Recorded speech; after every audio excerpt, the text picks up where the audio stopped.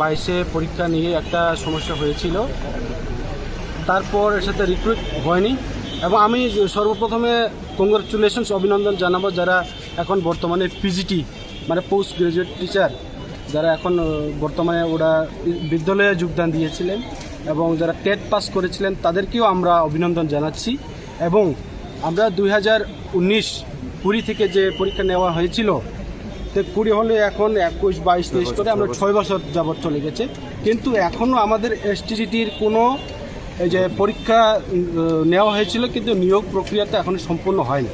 কিন্তু সেই কারণটা আমরা আজকেও বুঝতে পারিনি।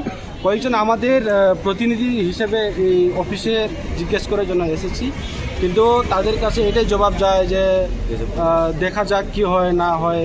ট্যাটের দেখা গেছে, কিন্তু ট্যাটের পরে তোমাদের নিয়োগ করা হবে, তোমাদের স্ক্রুটিনি ভেরিফিকেশন করা হবে। কিন্তু আমাদের যে দেখুন, আমি আগে বলেছি যে পিজিটিদের আমি অনেক ধন্যবাদ জানাচ্ছি, মানে তাদেরকে অনেক অভিনন্দন জানাচ্ছি, ট্যাটদেরকেও অভিনন্দন জানাচ্ছি। তাহলে 2020 থেকে এখন 6 বছরের মধ্যে ট্যাট কিন্তু টোটালে 2বার পরীক্ষা নেওয়া হয়েছে। পিজিটি যারা আছে পোস্ট গ্রাজুয়েট টিচার তাদেরকে 2বার রিক্রুট করা হয়েছে এবং ওরা এখন স্কুলে যোগদান দিচ্ছেও।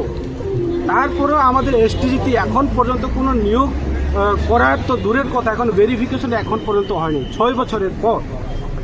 তাহলে এই প্রশ্ন করার জন্য আমরা বারবার আমাদের দলের থেকে প্রতিনিধি হিসেবে আমরা পাঠাতাম, কিন্তু কোনো ভালো রেসপন্স পায় না। এই কারণে আজকে আমরা দলগতভাবে এবং এই দাবি জানিয়ে যে তাড়াতাড়ি রিক্রুট করা হোক। আর ভাই একটু দাঁড়ো না, একটু দাঁড়ো ভাই। এই মানে কয়েকজন এসেছে যে প্রতিনিধি হিসেবে যে জিজ্ঞেস করার জন্য, এই যে খবরটা জানার জন্য। খবরটা অসম্পূর্ণ, এই কারণে আমরা আজকে দলগতভাবে আমরা দাবি নিয়ে এসেছি যে তাড়াতাড়ি রিক্রুট করা হোক।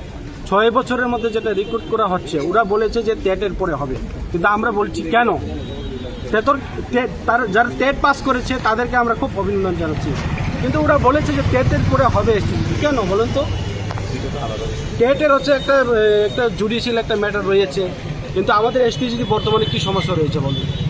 আমার কোনো কিছু সমস্যা নেই। আচ্ছা 2022-এ একটা জুডিশিয়াল ম্যাটার একটা হয়ে গেছে, আচ্ছা এটা তো তাদের ব্যাপার, এটা আমাদের কোনো দেখার বিষয় না। কিন্তু বর্তমানে আমাদের যে এসটিজিতে যে 2025-এ পরীক্ষা নেওয়া হয়েছিল তাতে তো আমার কোনো সমস্যা নেই। তাহলে রিক্রুট এত দেরি কেন? এই প্রশ্ন নিয়ে আজকে আমরা এখানে এসেছি।